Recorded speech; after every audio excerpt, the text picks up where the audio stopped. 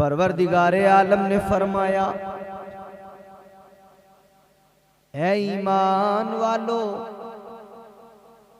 अल्लाह से डरो, तकवा इख्तियार करो।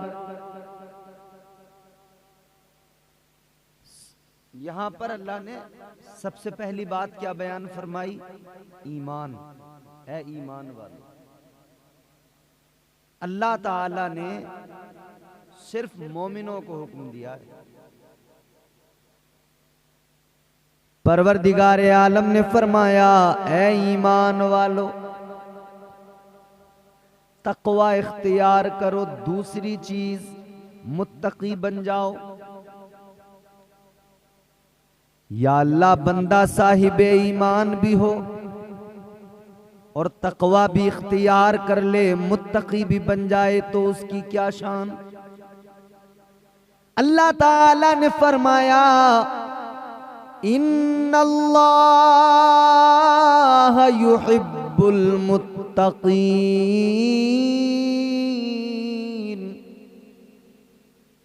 परवरदिगारे आलम का कुरान है, अल्लाह ने फरमाया अगर तुम ईमान के साथ तकवा इख्तियार करोगे तो तुम्हारा रब तुमसे मोहब्बत फरमाएगा। मैंने शायद इसका बेस बंद करने को कहा था, इन्होंने आवाज भी बंद कर दी क्या इसकी? तो आवाज तो बढ़ाई, महसूस तो वो कानों पर लगे तो सही कि माइक में बोले। इन्नल्लाह युहिब्बुल मुत्तकीन फरमाया, फिर अल्लाह तुमसे मोहब्बत फरमाया।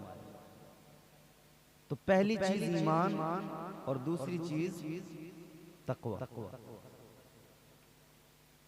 अजीजा ने गिरामी अल कद्र गौर फरमाइए, ईमान भी हो बंदे के पास में, वो तकवा शियार भी हो,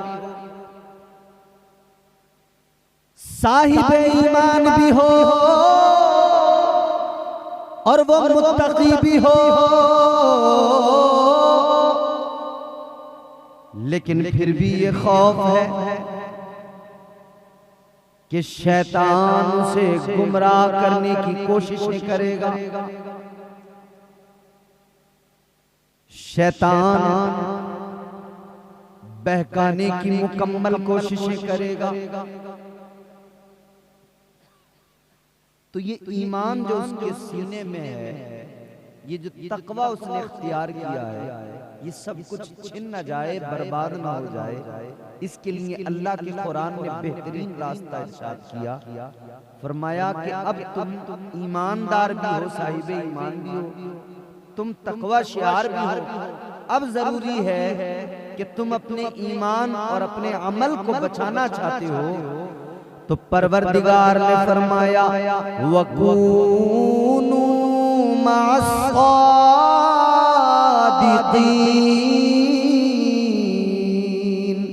अल्लाह ने फरमाया, अब तुम मेरे औलिया के दामन से मुंसलिक हो जाओ, सच्चों के साथ हो जाओ, यानी औलिया का दामन थाम लो, सच्चों के साथ हो जाओगे तो शैतान के हमलों से महफूज हो जाओगे। तो अब ये सच्चों की जो जमात है, औलिया की जमात, इस जमात के अंदर अल्लाह ताला ने जिनको चुना, जिन्हें अज़मतों का ताज अता किया, जिनका मकाम बुलंद किया, वो जिनका कदम मुबारक तमाम औलिया की गर्दनों पर है, वो जाते वाला पीराने पीर रोशन ज़मीर दस्तगीर सरकार से आज़म की जात है। अल्लाह ताला ने कितना ऊंचा मकाम, कितना बुलंद मकाम किया। सरकार से आज़म की शान अल्लाह अल्लाह। बरेली से आवाज आई, ताजदार अहले सुन्नत ने फरमाया, वाह क्या मर्तबा ए गौस है बाला तेरा, ऊंचे ऊंचों के सरों से कदम आला तेरा, क्या तबे जिसके हिमायत का हो पंजा तेरा, कुत्ता तेरा। वो गौसे आज़म है। ये वक्त ज्यादा हो गया और आप कम हो गए जैसे, तो अब ऐसे हालात में जल्दी जल्दी आप तक कुछ बातें पहुंचानी मुझे जरूरी हो जाती है कि काम भी मेरा भी हो जाए और आपका भी हो जाए। कौन गौसे आज़म, जरा ज़हन करीब करो। वो गौसे आज़म हमारे अकाबिर हमारे असलाफ फरमाते हैं कि ज़ाते सरकार गौसे आज़म क्या शान फरमाते हैं। हुजूर गौसे आज़म मज़हरे कमालात मुस्तफ़ा है। इस जुमले को बिल्कुल अपने दिमाग में, दिल में महफूज करें। मज़हरे कमालात मुस्तफ़ा गौसे आज़म की ज़ात है। अज़ीज़ाने गिरामीउल क़द्र, आप एक तरफ अपने आका व मौला ताजदारे मदीना मुस्तफ़ा जाने रहमत की जिंदगी पे नजर डाले। मदीने वाले मुस्तफ़ा की जिंदगी को सामने रखें। फिर दूसरी जानिब सरकार गौसे आज़म पीराने पीर की जिंदगी पे नजर डाले। खुदा की कसम, मेरे आका की जिंदगी जिन चीजों से सजी हुई है, गौसे आज़म ने भी अपनी जिंदगी को उन्हीं चीजों से सजाया है। और अल्लाह ताला ने भी फजल फरमाया है। जो रुतबा अपने महबूब को अंबिया में अता फरमाया, बस समझो औलिया में वही मकाम मर्तबा गौसे आज़म को अता फरमाया। आओ जरा देखो, तुम्हारे मेरे आका इमामुल अंबिया ताजदारे मदीना पैदा हुए मक्का शरीफ में। अभी 11वीं शरीफ है ये, इससे पहले 12वीं का महीना गुजरा। अभी हमने आका की अजमत के कसीदे पढ़े, आका की अजमत के तराने गुनगुनाए। लब्बैक या रसूल अल्लाह की सदाएं बुलंद हुई। सरकार की आमद मरहबा के नारे लगाए हैं। आका का मीलाद मनाया है। 12वीं वाले का भी हमने खूब जश्न मनाया। अपने आका की विलादत का खूब हमने जिक्र किया, करते ही रहेंगे। और फौरन अब उस महीने के बाद ये माह मुबारक आया।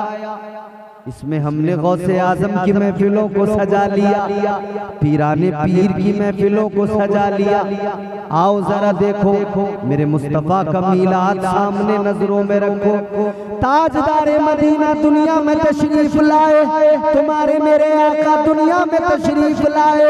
मुस्तफ़ा की शान क्या, मेरे नबी की अम्मी जान ने फरमाया, जब मेरे आका दुनिया में आए, मेरे सारे घर में उजाला हो गया, नूर ही नूर फैल गया, सारा कमरा नूर से मुनव्वर हो गया। हजरत आमिना फरमाती है, इतना उजाला हुआ, इतना उजाला हुआ, इतना नूर फैला, इतना नूर फैला कि मैंने उस नूर में, उस नूर की रोशनी में, उस उजाले में मुल्क शाम की इमारतों को देख लिया, मुल्क शाम के महल्लात को देख लिया।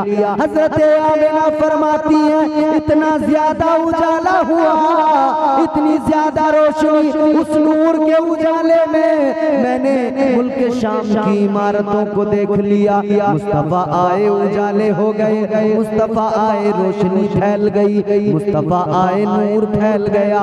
ये मेरे आका की आमद है। अब जरा आगे बढ़ो, अब मैं तुम्हें लेके चलता हूँ शहर जीलान। अल्लाहु अकबर कबीरा।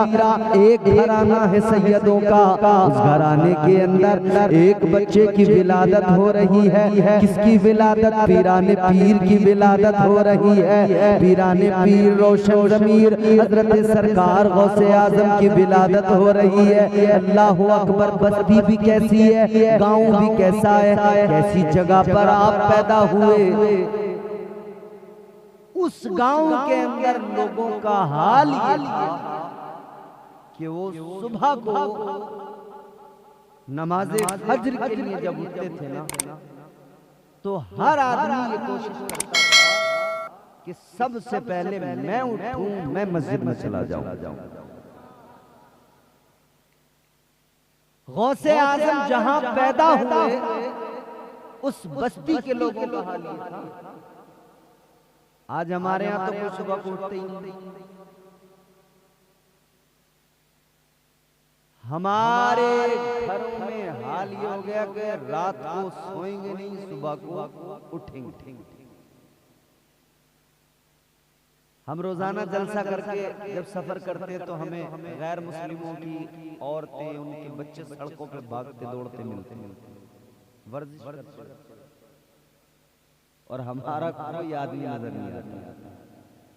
चंद बुढ़े मस्जिदों के पास तो नजर आते, चंद बूढ़े लोग, बस वही बूढ़े चंद लोग हैं जो मस्जिद में बेचारे टाइम से चले जाते नमाज में। मगर हाल देखो अजीजों, सरकार गौसे आजम जहां पैदा हुए उस बस्ती के लोगों का हाल ये था। बहस होती थी कौन पहले सुबह को उठेगा, कौन तहज्जुद में सबसे पहले उठेगा फिर मस्जिद जाएगा। लेकिन अजीजों, जिस दिन सरकार गौसे आजम पैदा हुए वक्त भी वही है, रात का आखिरी हिस्सा। एक दरवाजा खुला, शख्स बाहर निकला। उसने जब बाहर देखा, उसने देखा रोशनी फैल गई, उजाला हो गया। उसे लगा आज मैं सबके बाद में उठा हूं। सारे उठ गए, नमाज को चले गए। इसने ख्याल किया सारे लोग उठकर नमाज को चले गए, आज मैं शायद सबके बाद में बेदार हुआ हूं, सबके बाद में नमाज के लिए उठा हूं। तो ये तो इस वजह से परेशान था। मगर ये जैसे ही बाहर निकला, इसने बाहर निकल के देखा तो रास्तों में भी कोई नजर नहीं आ रहा था, गांव में भी कोई नजर नहीं आ रहा था। अब ये कह रहा है, या अल्लाह माजरा क्या है? अगर मैं सबके बाद में बेदार हुआ हूं, सब मुझसे पहले बेदार हो गए, तो कहां है लोग, नजर क्यों नहीं आते? बात आप मेरी समझ रहे हैं? आप इल्ला माशाअल्लाह जितने भी हो सुनो, और नहीं भी सुनोगे तो अब तुम्हारी मर्जी। ऐसा होता है कि सुनने सुनाने का भी एक वक्त होता है। वो वक्त जब निकल जाता है ना, तो फिर आप चाहे जितनी कोशिश करो, जब भूख लगी होती है आदमी को, तो आप उसे चटनी से रोटी दे दो, या आप 2 दिन पहले का रखा हुआ भात उसको खिला दो, वो बड़े शौक से खाएगा क्योंकि भूख लगी। और जब पेट भर जाएगा फिर आप उसके सामने बिरयानी रख दो, वो खाएगा ही नहीं। बोलो। और खाएगा भी तो फिर क्या हाल होगा उसका? कभी उस बिरयानी में नमक कम बताएगा, कभी कहेगा टेस्ट नहीं, मजा नहीं आ रही, कभी मिर्चें तेज बताएगा। यही हाल इस वक्त तुम्हारा और हमारा। पेट भर गया है, पूरे फुल हो यहाँ तक भरे हुए, अब तो मैं ज्यादा कोशिश करूंगा तो मुझ में कभी नमक कम बताओगे, कभी मिर्चें ज्यादा बताओगे आप। तो भाई मैं भी ये चाहता हूँ कि जैसे भी हो काम चल जाए, चलना चाहिए ना काम। मोहब्बत से बोलिए सुभान अल्लाह। सरकार गौसे आजम की महफिलें मुस्कुरा कर सुनिए, और हम तो वो लोग हैं हुजूर गौसे आजम का जिक्र मुस्कुरा के करते हैं, क्योंकि हम हुजूर गौसे आजम का फैज़ पाते हैं। आप निराले शान निराली, गौसे आजम जीलानी। सुभान अल्लाह। आप निराले शान निराली,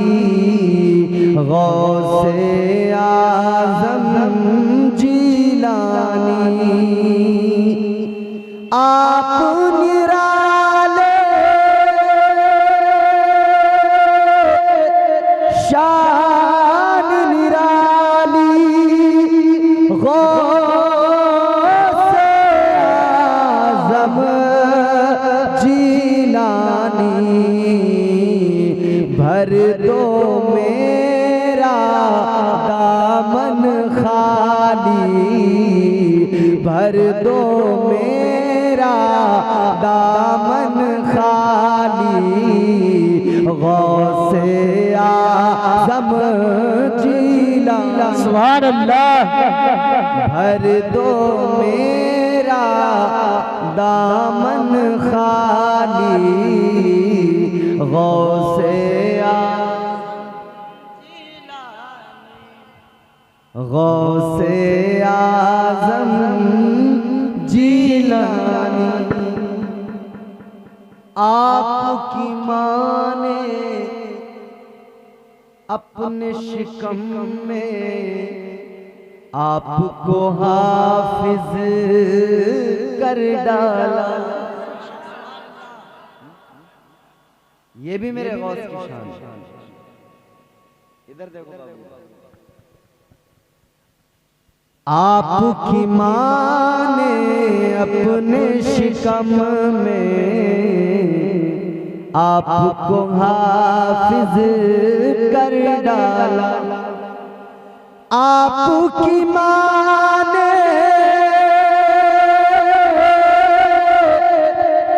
अपने शिकम में आपको हाफिज कर डाला। आपकी माँ भी अल्लाह वाली, गौसे आज़म जीलानी। आपकी माँ भी अल्लाह वाली, गौसे वो गौसे आज़म सरकार पैदा हो रहे हैं। विलादत का मंजर बयान कर रहा हूँ। ये सबसे पहले उठने वाला आदमी समझता है मैं सबसे बाद में उठाऊं, लेकिन बाहर देखता है कोई नजर नहीं आ रहा, लेकिन उजाला इतना है इसे लगता है कि नमाज तो कब की हो गई होगी। लेकिन अब एक और दरवाजा खुला, एक और शख्स निकला, उसने भी देखा इतना उजाला है, शायद दिन हो गया, लोगों ने नमाज पढ़ ली, मैं सबके बाद में उठा, लेकिन इसने एक और को देखा। एक एक करके लोग बेदार होते रहे और इस तजस्सुस में थे कि अगर हम लोग अब उठे हैं तो क्या सारे ही सारे पूरे बस्ती के लोग ही उठने में लेट हो गए, सब के सब देर में उठे आज। तो फिर इन्होंने कहा कि भाई अगर हम सब लोग देर में उठे हैं, दिन फैल गया है, तो पहले वक्त का ही अंदाजा करो कि वक्त हुआ कितना, नमाज का वक्त निकल गया या रह गया, क्या हालात। ताजदारे मदीना वाली कायनात मुस्तफा जाने रहमत के प्यारे दीवानों, अब इन लोगों ने देखा वक्त को, जब जांचा तो पता लगा अभी तो नमाज का वक्त भी नहीं हुआ है। कहने लगे अगर नमाज का वक्त नहीं हुआ तो इतना उजाला कैसे आज, अगर नमाज का वक्त नहीं हुआ तो इतना उजाला कैसे हो गया, इतना उजाला कैसे फैल गया। यूं लगता है जैसे दिन चढ़ गया है, जैसे दिन पूरी तरह से निकल आया है, मगर हैरान है अभी तो नमाज का भी वक्त नहीं हुआ। इन्होंने कहा जरा ये तो महसूस करो, ये उजाला किस तरफ से आ रहा है, ये रोशनी किस तरफ से आ रही है, ये नूर किस तरफ से निकल रहा है। गौर करते हुए आगे बढ़े, जब ये देखते हुए आगे बढ़े कि ये नूर कहाँ से फैल रहा है, ये उजाला किस तरफ से हो रहा है। अजीज़ाने गिरामीउल कद्र गौर करो, जब ये उस नूर को देखते देखते आगे बढ़े कि उजाला किस तरफ से आ रहा है, तो ये पहुंच गए सरकार गौसे आज़म के मकान पर पहुंच गए। आपके मकान पर जाकर देखा, अब इन्होंने देख लिया इस मकान से उजाला निकल रहा है, इस मकान से ये रोशनी निकल रही है, इस मकान से ये नूर फैल रहा है। अब इन्होंने दरवाजे पे दस्तक दी, अंदर से कनीज निकल के आई। इन्होंने मालूम किया ए कनीज ये बता इस घर से इतना उजाला जो निकल रहा है क्या मामला है, क्या मसाला है, ये घर किसका है। उस कनीज ने बताया ए लोगों सैयदों का घर है, ये घर हजरत मूसा जंगी दोस्त का घर है। कहने लगी सुनो सुनो, वजह ये है इस घर से जो उजाला निकल रहा है, इस घर से जो नूर फैल रहा है, इस घर के अंदर एक बच्चा पैदा हुआ है। उस बच्चे की शान ये है, वो बच्चा दुनिया में आया है, हर तरफ उजाले हो गए हैं। सरकार गौसे आज़म दुनिया में आए हैं, दुनिया रोशन हो गई। मैंने अर्ज किया था मजहरे कमालात मुस्तफा है गौसे आज़म। मेरे आका मक्के में पैदा हुए तब भी उजाला, गौसे आज़म इधर पैदा हुए तब भी उजाला। तो पता लग गया नाना की जो शान है, नाना का जितना बुलंद मकाम है, तो नवासा भी नाना से ही है। तो नवासे को भी अल्लाह ने बड़ी इज्जतें अता फरमाई है, नवासे को भी अल्लाह ने खूब इज्जतें अता की।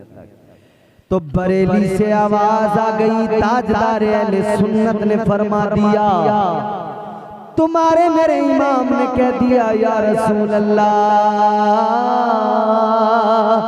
तेरी नस्ले पाक में है बच्चा बच्चा नूर का, तेरी नस्ले पाक में है बच्चा बच्चा नूर का, तू है ऐने नूर तेरा सब घराना नूर का। ये मुस्तफा का घराना है, हुजूर के शहजादे का नाम गौसे आज़म है। आओ देखो जरा गौसे आज़म की शान देखो, गौसे आज़म की खुदा की कसम, आप बचपन पे नजर डालें, कितना प्यारा बचपन। हुजूर गौसे आज़म इब्तिदाई तालीम घर में हासिल की है, नाना ने तालीम दी है। और देखो हुजूर गौसे आज़म खुद भी वली, इनकी माँ भी वलिया, वालिद बाप वो भी वली, नाना भी वली, फुप्पो भी वलिया, सारे वली। वो गौसे आज़म पैदा हो गए, इधर लोग कंफ्यूज थे, रमजान का चांद नजर आया या नहीं आया, आज रोजा है या नहीं, चांद दिखा नहीं था, बादल की वजह से अभी भी होता ना, चांद नहीं दिखता तो हम परेशान होते, रोजा रखें या ना रखें। लोग कंफ्यूज कि भाई चांद हुआ कि नहीं। लोग आ गए, हजरत अबू साले मूसा जंगी दोस्त के दरवाजे पर, क्योंकि शोहरत आम हो गई थी, जो बच्चा पैदा हुआ है उसकी शान ये है, सहरी में दूध पीता है, दिन में नहीं पीता, फिर इफ्तार में पीता है।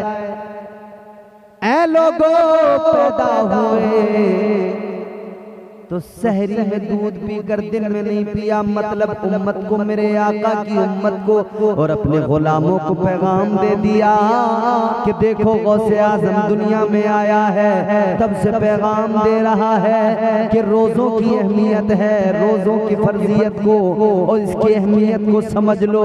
गौसे आज़म पैदा हुए हैं, माँ का दूध सहरी में पीते हैं, दिन में नहीं पीते, फिर इफ्तार में पीते हैं, ताकि मेरे गुलाम समझ जाए हर हाल में रोजा रखना जरूरी है।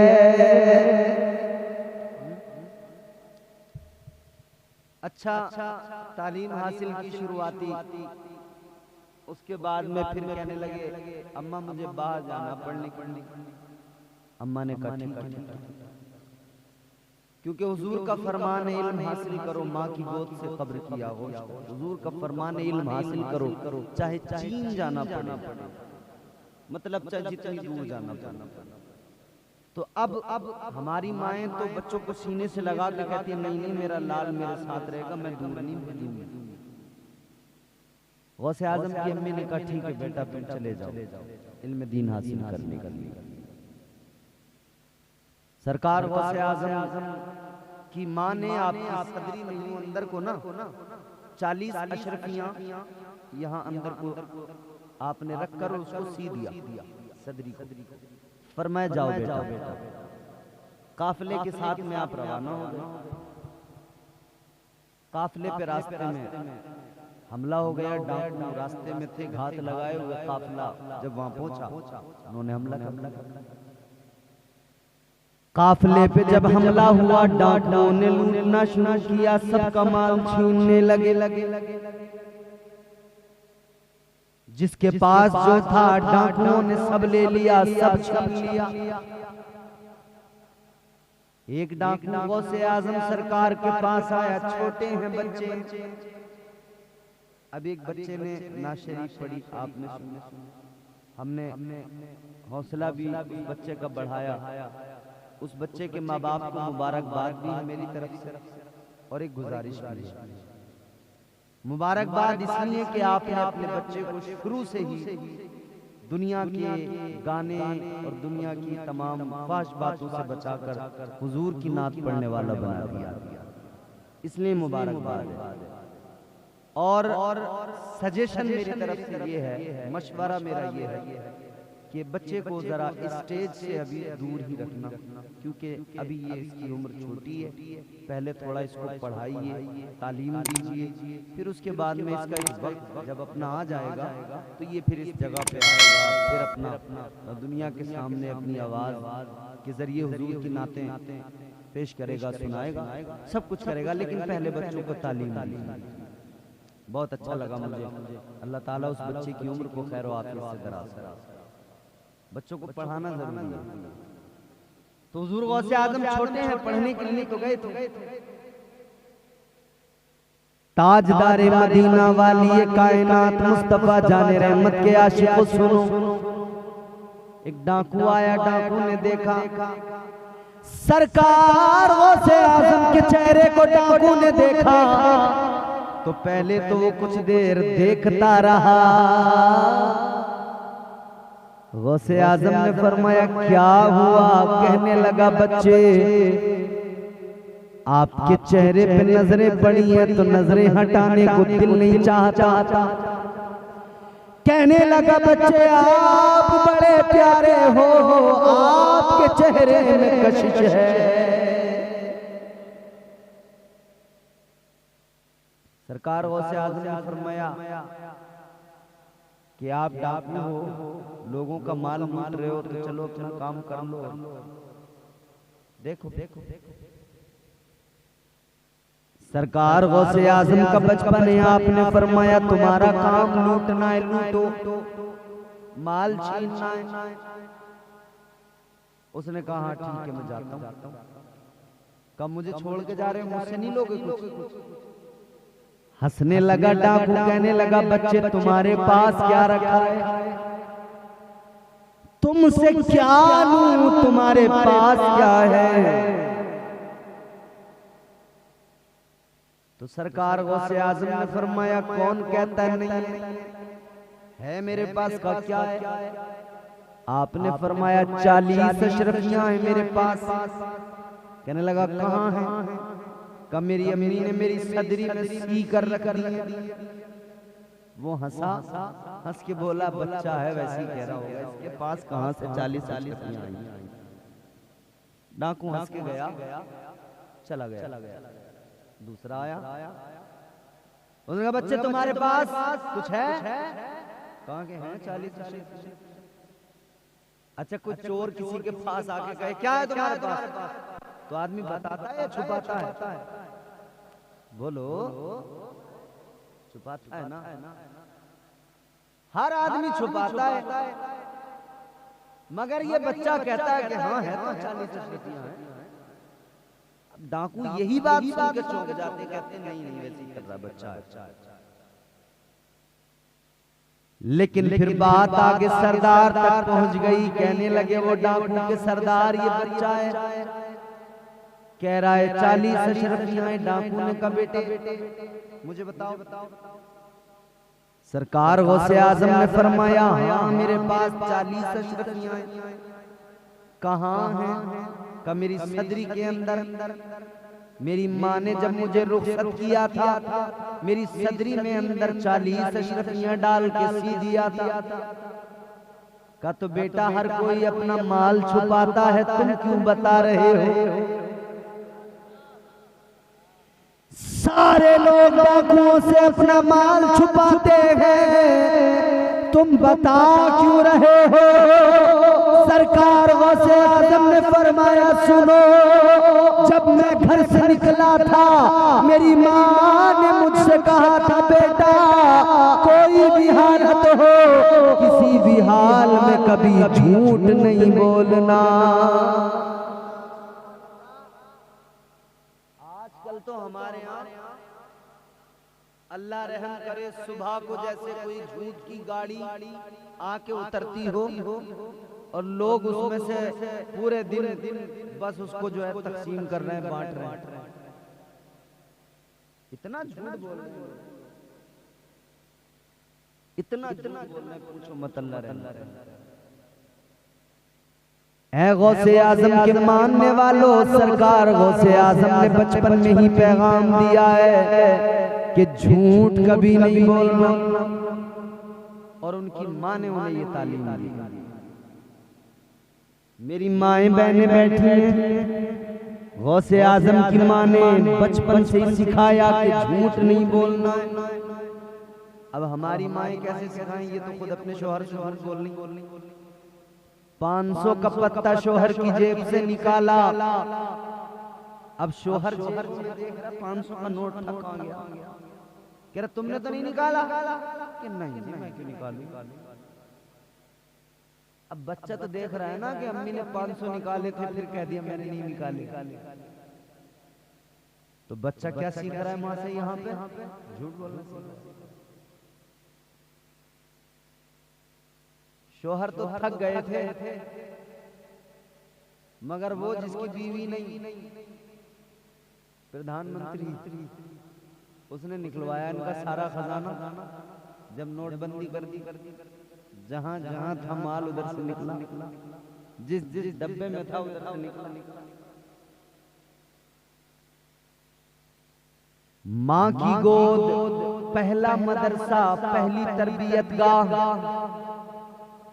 माँ जो करेगी बच्चा देखेगा सीखेगा, माँ जो बोलेगी बच्चा देखेगा वही सीखेगा, माँ जो सिखाएगी बच्चा वो सीखेगा। माँ की जबान गंदी तो बच्चे की जबान भी गंदी होगी। माँ झूठ बोलने वाली होगी तो बच्चा भी झूठ बोलेगा, और अगर माँ कुरान पढ़ने वाली होगी तो बच्चा भी कुरान का हाफिज बन जाएगा। सरकार गौसे आजम की माँ का हाल ये था, चलते फिरते कुरान पढ़ती थी, उठते बैठते कुरान पढ़ती थी, सोते जागते कुरान पढ़ती थी। गौसे आजम माँ के पेट में कुरान की तिलावत सुनते थे, माँ कुरान पढ़ती थी तो पैदा हुए तो 14 पारों के हाफिजे कुरान पैदा हुए। माँ से सीखता है बच्चा। माँ ने कह दिया था बेटा झूठ नहीं बोलना।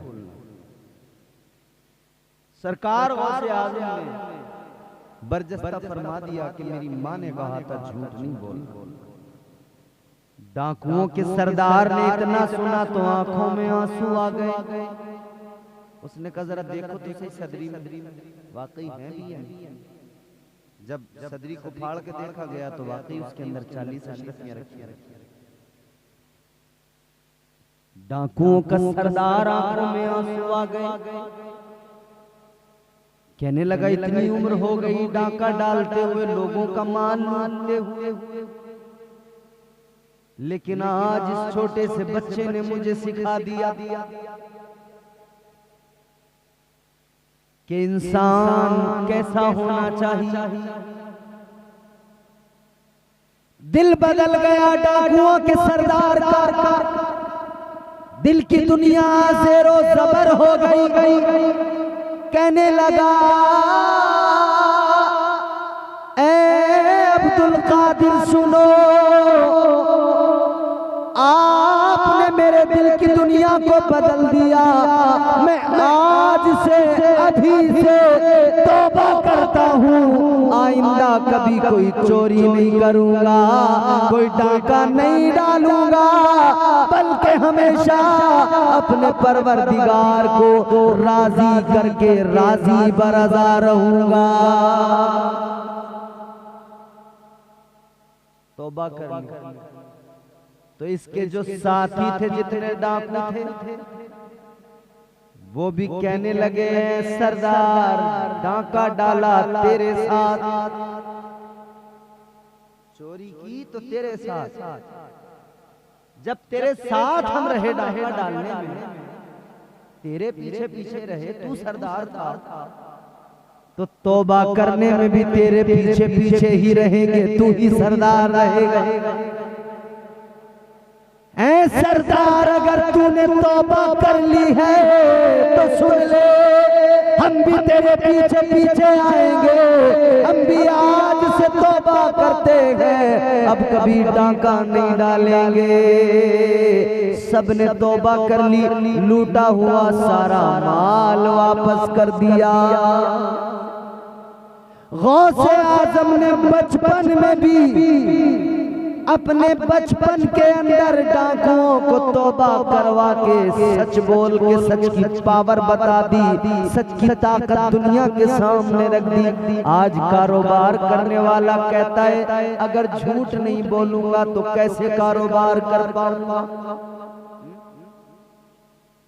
हमारे यहाँ लोग कह रहे हैं कि अगर झूठ नहीं बोलेंगे तो काम कैसे चलेगा। अच्छा, तो पहले लोगों ने कारोबार नहीं किया। इमाम साहब किबला, आपके इमाम साहब बड़े मुखलिस से मेहनती आदमी, और मौलाना नूरुल इस्लाम साहब शायद चले गए।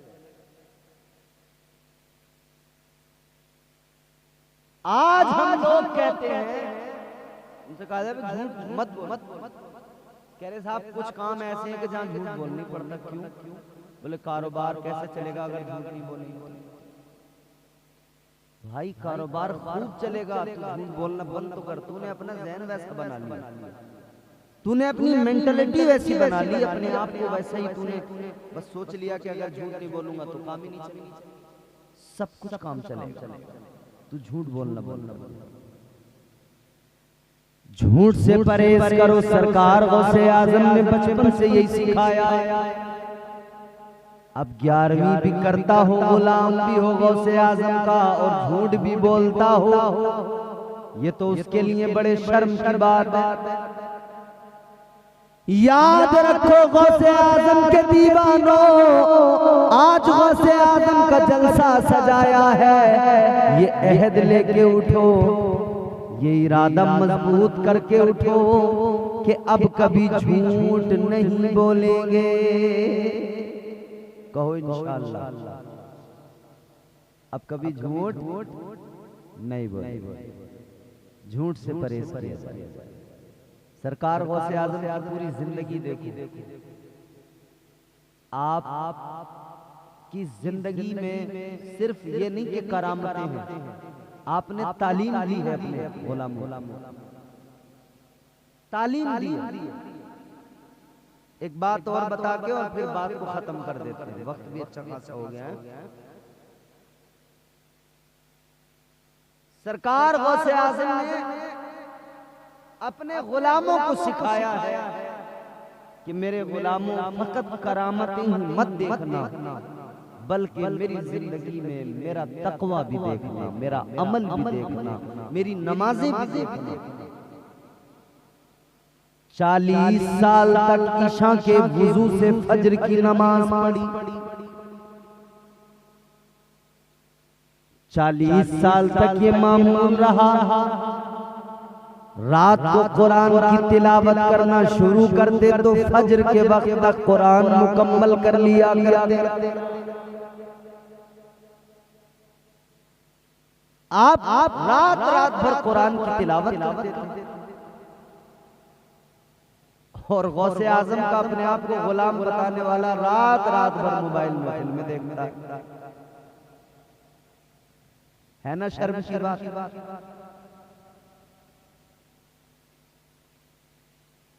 जिंदगी को बदलो, अपने तौर तरीके बदल डालो, सीरत गौसे आजम को अपनाओ। सरकार गौसे आजम सारी रात इबादत में गुजारते थे। बंदा हो भी कादरी, अपने आप को गौसे आजम का गुलाम भी बताए और फिर नमाज भी ना पढ़ता हो, कुरान की तिलावत भी ना करता हो, सारा वक्त वाहियात कामों में, बदफेलियों में गुजारता हो। गौसे आजम का किरदार तो ये है, सीरत गौसे आजम तो ये है कि हर हाल में फराइज की अदायगी, नमाजों की पाबंदी, तरीक़े मुस्तफ़ा को अपनाना, तरीक़े रसूलुल्लाह पे अमल करते हुए जिंदगी गुजारना, शरीयत के पाबंद होकर जिंदगी गुजारना बेहद जरूरी है। यही गौसे आजम की सीरत का खुलासा है और यही सरकार गौसे आजम का पैगाम है अपने आशिकों के लिए। अजीज़ाने गिरामीउल कद्र, जात बड़ी है, जात तो इतनी बड़ी है खुदा की कसम, मगर जात जितनी बड़ी उस जात का पैगाम भी उतना ही बड़ा। तो जितनी बड़ी जात मेरे गौसे आजम की है, उतना बड़ा पैगाम भी मेरे गौसे आजम का है। आओ जल्दी से आखिरी बात सुनाकर बात को खत्म करता हूं। सरकार गौसे आजम की शान सुन लो। एक बहुत बड़ा नाम मैं आपको बता रहा हूं, हजरत तवक्कुल शाह अंबालवी रहमतुल्लाह अलैह, अंबाला के रहने वाले बहुत बड़े वली गुजरे।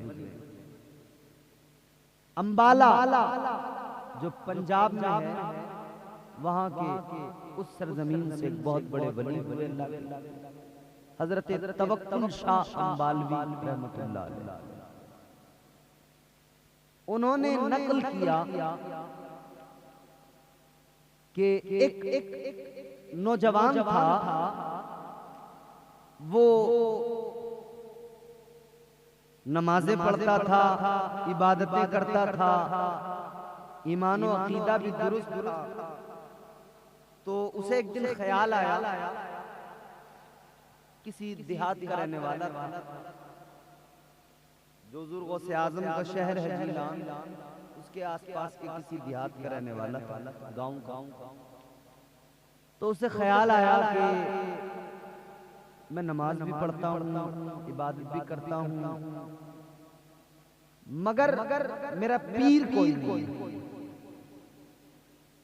तो उसे ये फिक्र थी कि मेरा पीर कोई नहीं है, और पीर अगर कोई नहीं है तो उसे ख्याल आया कि मैं किसी से मुरीद हो जाऊं, कोई मेरा पीर हो, ताकि मेरे ईमान की हिफाजत होती रहे। ताजदारे मदीना वाली कायनात मुस्तफा जाने रहमत के गुलामों, वो नौजवान अपने दिल में ये ख्याल करके कि पीर होना चाहिए। बैठ जाओ, अभी बैठ जाओ, 10 मिनट आराम से, फिर 10 मिनट में सारे काम अपने खुद करना आराम से।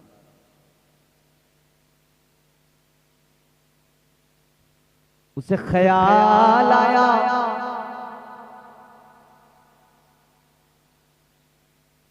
कि मैं किसी से मुरीद हो जाऊं, ताकि मेरा पीर हर मोड़ पर, हर कदम पे मेरे काम आए। तो सोचने लगा मैं तो गांव का रहने वाला, चलो शहर चलता हूं, वहां पे बगदाद चलता हूं। बगदाद के करीबी किसी गांव का था, कहा बगदाद चलता हूँ, वहां पे बड़े बड़े अल्लाह के वली हैं, वहां किसी को अपना पीर बना लूंगा, किसी से मुरीद हो जाऊंगा। तो इसने सोचा कि अब मैं पीर बनाऊंगा, लेकिन कैसा मेरा पीर होना चाहिए। तो इसने अपने दिमाग में 3 बातें सोची। कितनी?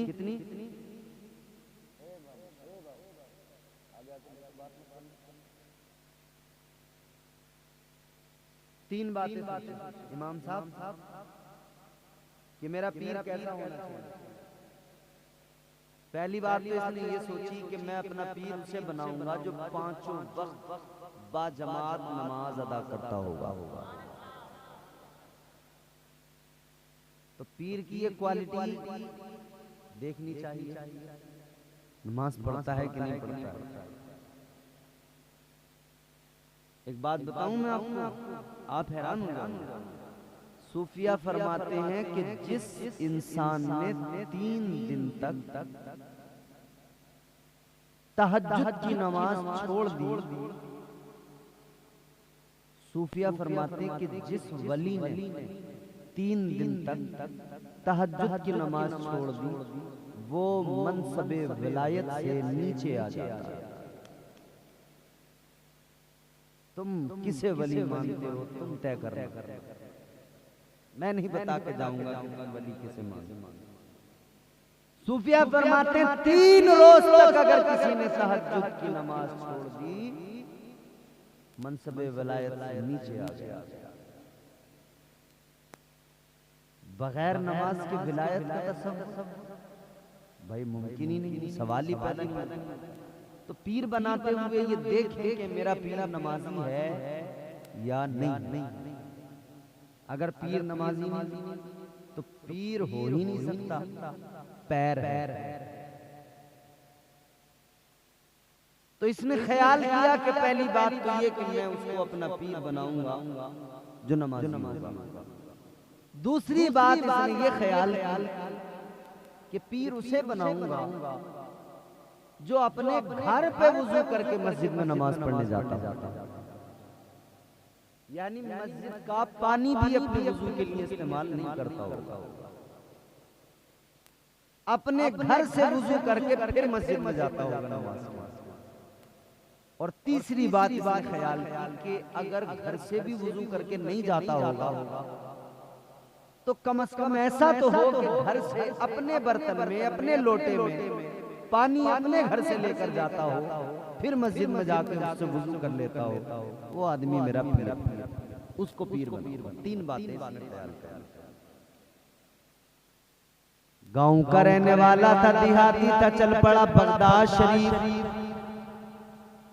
इसने 3 बातें सोच ली थी पीर कैसा होगा। जब ये बगदाद पहुंचा, एक आदमी से नजर आया, नमाज को जा रहा था।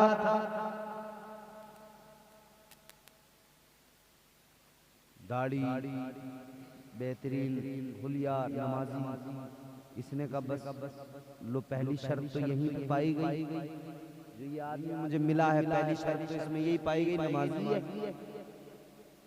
और दूसरी बात, इसने देखा कि उसके हाथ में एक बर्तन में लोटा, उसमें पानी है। कहा भाई ये पानी और ये लोटा, कहा कि इससे मैं वुजू करूंगा। कहा तो तुम मस्जिद के पानी से वुजू नहीं, मैं अपने घर से लेके जाऊंगा, इससे वुजू करूंगा। तो इसने कहा मेरी शर्तें तो पूरी हो गई। मैं ऐसा ही तो पीर चाहता था कि नमाजी हो, या तो घर वुजू करके जाता हो, घर भी ना पीता हो तो कम से कम अपने घर से बर्तन में पानी लेके जाए, फिर उससे वुजू करके नमाज पढ़ता हो। इसने कहा मेरी शर्तें तो पूरी हो गई, यही फिर मेरा। इसने उस आदमी को पकड़ लिया, नौजवान ने कहने लगा आप मुझे अपना मुरीद बना लीजिए। ये जो नमाज को जा रहा था, ये कोई आम आदमी, कोई वली नहीं था, कोई पीर नहीं था। इसने कहा भाई तू मुझे छोड़, मुझे जाने दे, खुदा के लिए मैं नमाज पढ़ूंगा, तो अपना कोई और पीर देख ले। मगर ये नौजवान कहने लगा नहीं नहीं, मेरी जो शर्तें थी वो आपके अंदर मैंने देख ली, आप ही मेरे पीर हो, मुझे अपना मुरीद बना लो।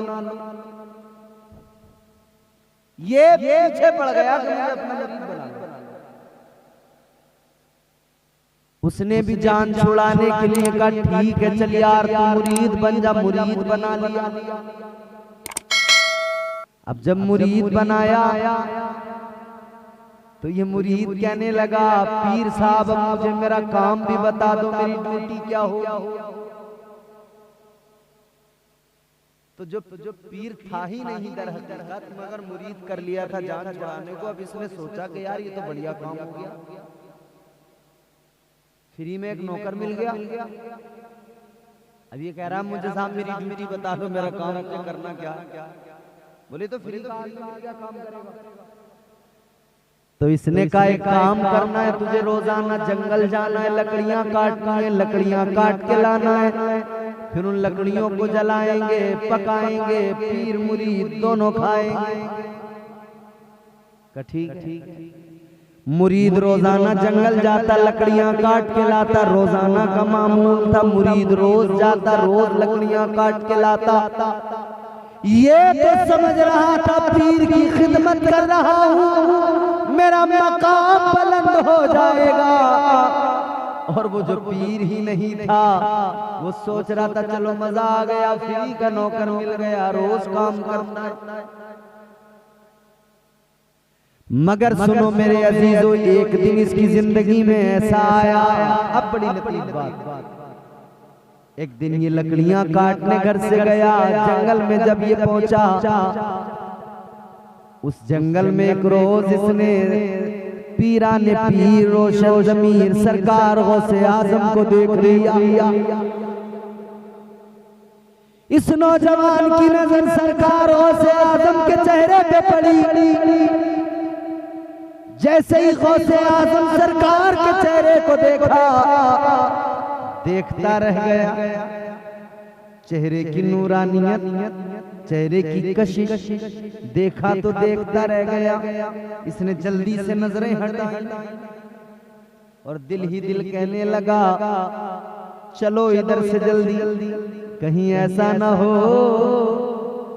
कि इनके इतने प्यारे चेहरे को देखकर, इनका ये हुस्न देखकर, इनका ये प्यारा खूबसूरत चेहरा देखकर कहीं ऐसा ना हो कि दिल बदल जाए। दिल बदल गया तो कहीं ऐसा ना हो जो पीर है अपना, जिसके हम मुरीद हैं, कहीं ऐसा ना हो उसे छोड़ बैठे, उसकी नौकरी छोड़ के इनकी गुलामी में लग जाए।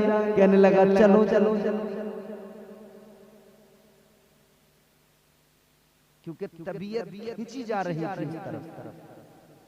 अब इसने कहा कि चलो। ये चला तो सरकार गौसे आजम ने फरमाया इधर आ। कहाँ चला? कहने लगा जी मैं जा रहा हूं। कहा क्यों? कहा आपके पास अगर आया, आपके पास अगर रहा तो मुझे डर है कि मैं आपकी गुलामी को इख्तियार कर लूंगा जो मेरा पीर है, कहीं ऐसा न हो मैं उसको छोड़ बैठूं। सरकार गौसे आजम ने फरमाया कौन है तेरा पीर? इसने बताया कि हुजूर वो फला, वो मेरा ताजदारे बगदाद। सरकार गौसे आजम ने मुराकबा किया। आपने जब देखा तो आपने फरमाया जिसको तूने पीर माना है वो कोई वली नहीं है, कोई पीर नहीं है। कहने लगा हुजूर क्या फर्क पड़ता है, आपके लिए वो वली हो या ना हो, मगर मेरा तो पीर है। अच्छा मुरीद भी बड़ा पकड़ा। कहने लगा हुजूर आपके लिए वो वली है या नहीं, मगर मेरा तो पीर है। इतना सुना तो सरकार गौसे आजम को उस मुरीद पे प्यार आ गया। आपने फरमाया पीर भले ही इसका पीर है या नहीं है, इसका पीर वली है या नहीं है, मगर मुरीद वाकई लाजवाब है, मुरीद में क्वालिटी है। सरकार गौसे आजम ने फरमाया, ऐ नौजवान तुझ पे मुझे प्यार आ गया, तेरी अकीदत सच्ची, तेरा अपने मुरीद अपने पीर के लिए लगाओ सच्चा। आपने फरमाया अब तक तेरा पीर वली नहीं था, पीर नहीं था, मगर सुन ले होता तो ये है पीर की वजह से मुरीद बाकमाल बनता है। गौसे आजम ने फरमाया मगर तू पहला मुरीद है कि तेरी वजह से तेरे पीर को बाकमाल बनाया जाएगा। गौसे आजम ने फरमाया वो कोई वली तो नहीं, वो कोई पीर तो नहीं, मगर तेरा प्यार इतना आला, ले आज तेरी अकीदत की वजह से तेरे पीर को जो पीर नहीं है आज उसे विलायत अता की जा रही है।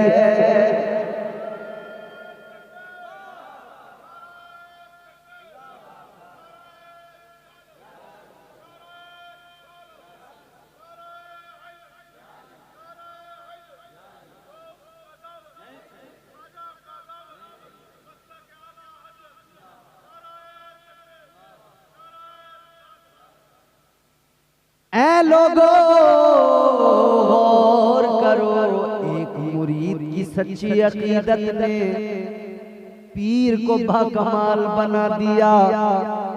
तो मेरे अजीजों सोचो ये शान है खिदमतगारों की, ये शान है खिदमतगारों की।